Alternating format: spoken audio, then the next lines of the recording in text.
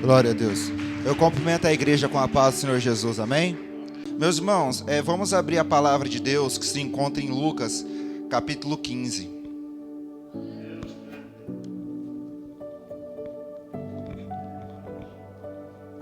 Aleluia. Lucas, capítulo 15.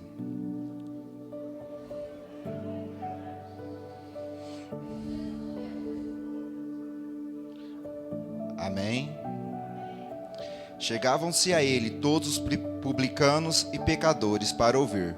Os fariseus e escribas murmuravam: este recebe pecadores com ele. Agora vamos estar lendo o versículo 15 em diante. E prosseguiu: certo homem tinha 2 filhos. O mais moço deles disse ao pai: Pai, dá-me da parte da herança que me cabe.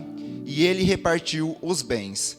Poucos dias depois, o filho mais novo, ajuntando tudo, partiu para uma terra longínqua, e ali desperdiçou seus bens, vivendo dissolutamente. Havendo gastado tudo, houve naquela terra uma grande fome, e começou a padecer necessidade. Então foi e procurou um dos cidadãos daquela terra, no qual mandou para o seu campo, a fim de apacentar porcos. Ele desejava saciar o seu estômago com as bolotas que os porcos comiam, mas ninguém lhe dava nada. Caindo em si, disse: quantos empregados de meu pai têm abundância e pão, e eu aqui padeço fome. Eu me levantarei, irei ter com meu pai e direi: Pai, pequei contra o céu e contra ti. Já não sou digno de ser chamado seu filho, mas me trata como um de teus empregados. E levantando-se foi para com o pai. E quando ainda estava longe, seu pai o avistou, e encheu-se de íntima compaixão, e correndo lançou-se ao seu pescoço e o beijou. Amém? Os irmãos podem estar tomando seu assento. Glórias a Deus. Os irmãos, aplaudiu o Senhor Jesus, amém? Meus irmãos, aqui em Lucas, Jesus vai estar contando 3 parábolas. Uma delas é sobre a ovelha perdida. O homem tinha 100 ovelhas, uma delas perdeu. Se perdeu, ele voltou até encontrar. A segunda parábola é sobre as dracmas. Que uma mulher tinha 10 dracmas e uma delas se perdeu, e ela procurou essa dracma até que ela tenha sido encontrada. A terceira parábola, ele vai contar sobre um homem rico, um homem que dá-se a acreditar pela palavra que tinha muitos bens, e ele tinha 2 filhos. Porém, o mais novo, não satisfeito com a casa do pai, pediu a sua herança. E a gente sabe, a gente vê que a herança não é dada enquanto o pai está em vida. A herança é passada apenas quando os seus pais falecem. Mas aquele filho chegou ao seu pai e falou: pai, eu quero a parte da herança que me cabe. E o pai, não contestando o filho, repartiu o que era sua parte e deu para ele.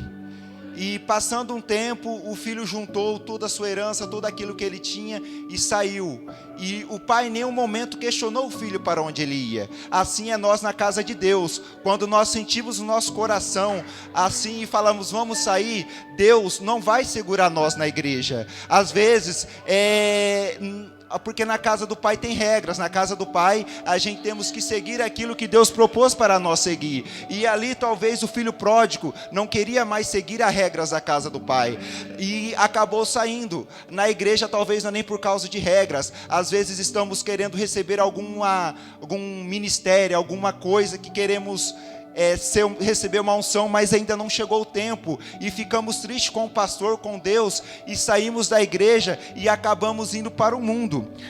E Deus em nenhum momento vai segurar nós para ficarmos na igreja. Deus nos deu o livre arbítrio.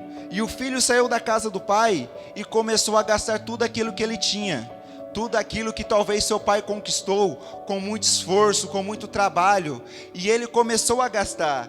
E o inimigo faz parecer, quando às vezes estamos dentro da igreja, que tudo lá fora é bom, tudo lá fora é melhor, lá fora tem festa, lá fora a gente temos, vamos se dizer, amigos. Lá fora o inimigo põe pratos em nossa frente para querer fazer nos acreditar que lá é melhor do que aqui. E talvez isso entrou no coração do filho pródigo e ele começou a gastar seus bens com tudo aquilo que não era certo, às vezes com mulheres, com bebida, com falsos amigos, e ele foi vivendo dessa forma até que um dia o seu dinheiro acabou.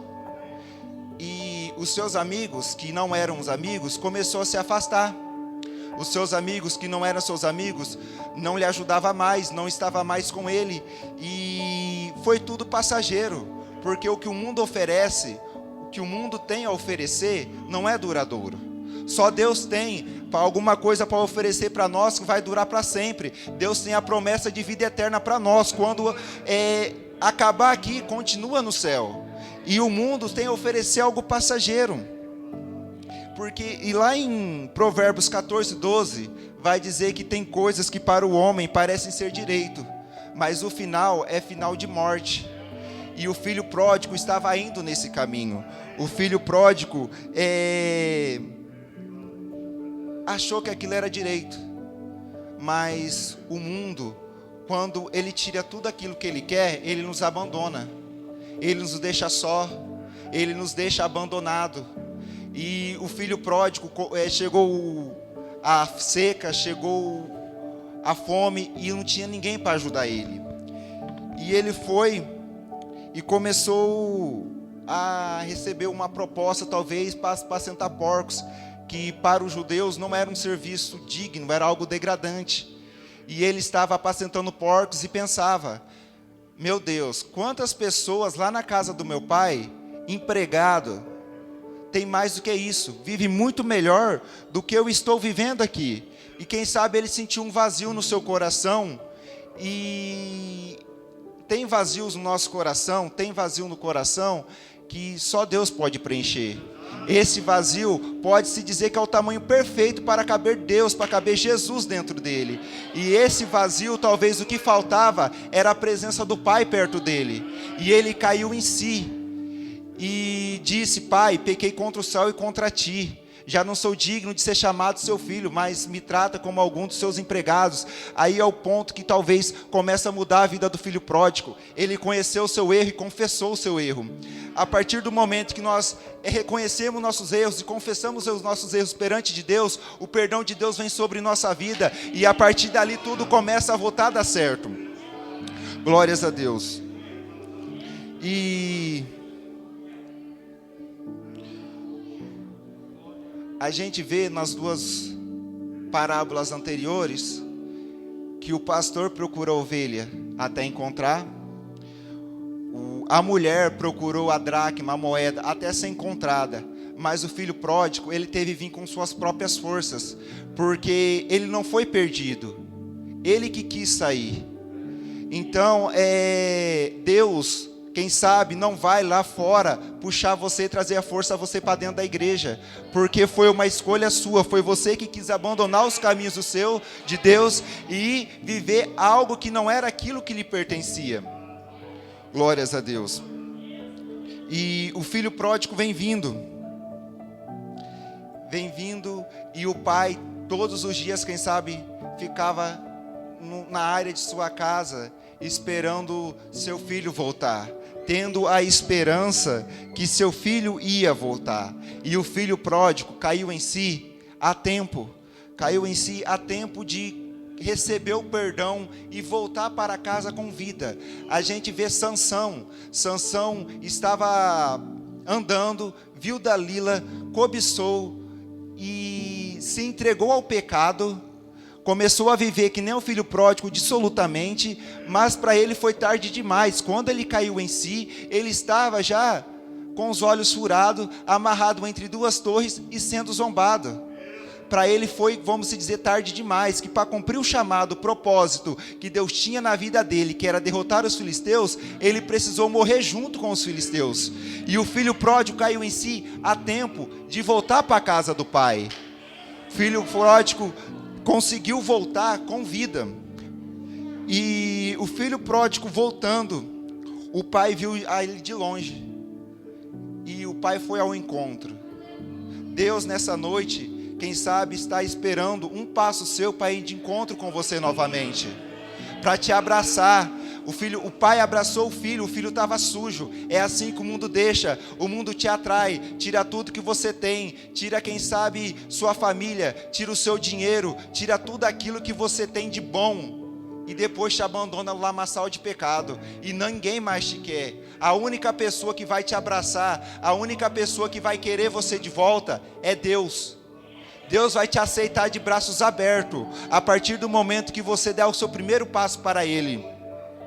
E o pai abraçou o filho, o pai beijou o filho no rosto, e o filho falou para o pai: pai, pequei perante o céu e contra ti, já não sou digno de ser chamado seu filho, mas me trata como um dos seus trabalhadores.